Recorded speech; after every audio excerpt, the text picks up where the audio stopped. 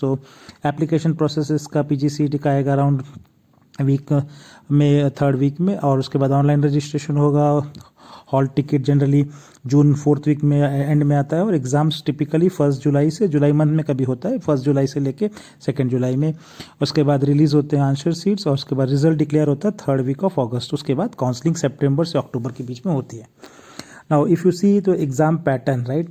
So exam is basically offline mode typically, and its total duration is 2.5 hours.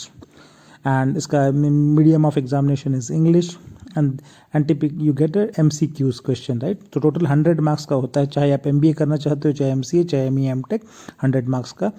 Her correct question का 1 marks, और there is no negative marking for any wrong answer. So this is the overall high level how the PGCET exam।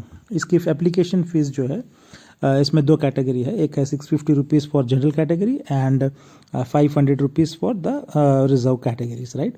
और जब आप application fee submit करेंगे offline mode में, तो then you can also download the challan facility for submission of the application form, right.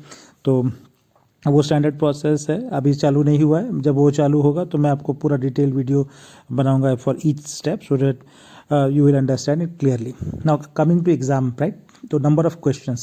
So since there are 3 set of students, right? So ME MTech course students के लिए 75 questions आते हैं, MBA students के लिए 100 questions आते हैं, और MCA students के लिए क्लोज टू 80 क्वेश्चंस आते हैं। But the total marks for each of this is 100। So total marks किसी भी स्ट्रीम के स्टूडेंट्स के लिए 100 है। The number of questions vary करते हैं, टाइम भी सेम है, 1 hour 150 minutes means 2.5 hours, right. So अभी आते हैं क्राइटेरिया पे, right, for eligibility. So who is eligible? So अगर आप ME MTech के स्टूडेंट्स के लिए देखेंगे, ME MTech MArch, तो BTech आपको होना कंपलसरी है, या फिर MSc और equivalent qualification, right. 50% marks 12th में है चाहिए, और ग्रेजुएशन में चाहिए, और एलिजिबल होने के लिए, और स्कोर्स आपको जो है गेट भी एक्सेप्ट होता है। So GATE students who have got the GATE score card can also participate in PGCET counselling. Second है, अगर MBA स्टूडेंट्स हैं, right, so for MBA students bachelors degree in any discipline is fine, and they should have 50% marks and 45% for the reserve categories, right? So they can also apply if they are in the final year of the admission process. So this is the more highest number of students who give PGCET are from the are for the MBA courses, and there are large number of college and courses which I give typically every year. आप मेरे channel पर जाके देख सकते हैं। Now the third type of student will be who will be interested for MCA.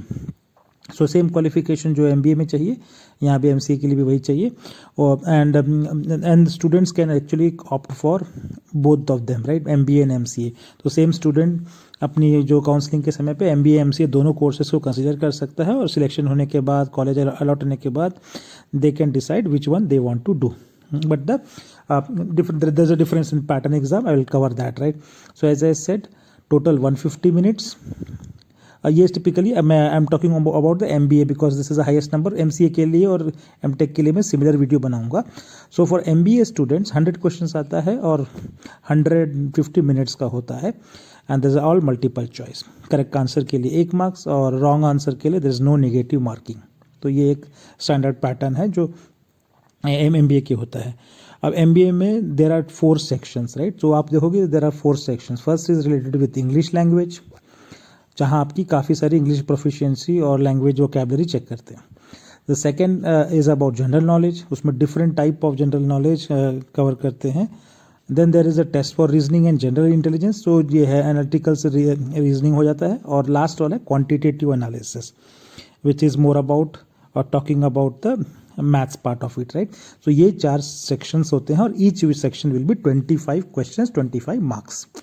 अभी आते हैं टिपिकली इस सेक्शन में क्या कवर होता है। तो अगर इंग्लिश की बात करेंगे तो इंग्लिश में यू हैव सिनोनिम्स आएंगे, इंग्लिश में एंटोनिम्स आएंगे, वन वर्ड सब्स्टिट्यूशन आएगा, इडियम एंड फ्रेजेस आएगा, कुछ क्वेश्चन ग्रामर के रहेंगे, और famous books in English literature उसके ऊपर कुछ क्वेश्चंस रहेंगे, सेंटेंस करेक्शन के ऊपर, और पेयर्स एक्सप्रेसिंग रिलेशनशिप। तो ये ब्रॉड एरियाज है जो इंग्लिश के लिए।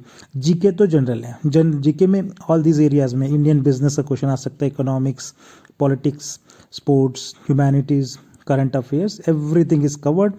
So it can be any questions, from within these categories. So I will also tell you about the books, then I will explain, which book is there to cover each of these subsections, right? So but this is the high level. It will cover everything: awards, historical events, humanities, science, and everything, right? Science and technology and sports. So you have to be very thorough. These two sections are very important. And right, and the section C, again 25 marks, is about testing of reasoning. So reasoning is about puzzles. You will get a diagram questions, you will get an analogy and comparative questions. Then there will be some questions about the logic and your verbal ability, analytical ability, and so on, right? So reasoning is also important. Typically जो engineers होते हैं उनका section C और section D काफ़ी strong होता है. So this is test of reasoning. And quantitative analysis, again about data analysis, interpretation. So even the commerce students they are very good at section C and D, correct?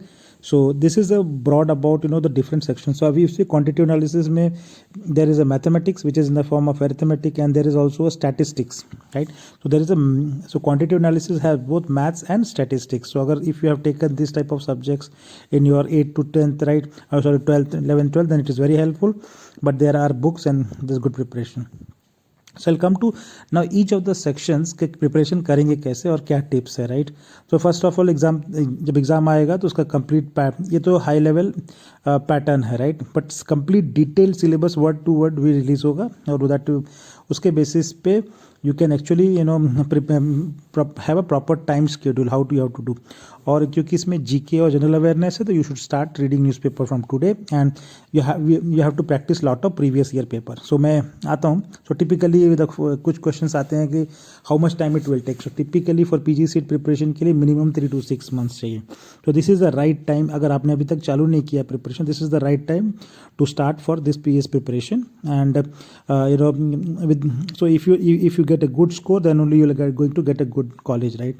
अब आते हैं second part है कि efforts, right? So efforts is a tricky question. You have to do a lot of smart method of study, so आपको ज़रूरी नहीं है कि हर टॉपिक के अंदर go into complete depth, right? You have to see the topics which were there in the previous sheets and prepare to good extent. Don't go at एक ही topic में काफ़ी अंदर जाने का कोई फ़ायदा नहीं होगा. आपको हर टॉपिक के चीज़ों को मेमोराइज करना है और उसको टॉपिक वाइज रिवाइज करना है, राइट? अब जैसे क्वांटिटिव से एनालिसिस सेक्शंस है. सो क्वांटिटिव एनालिसिस सेक्शन में it is better if you can create a table of formulas and theorems, right?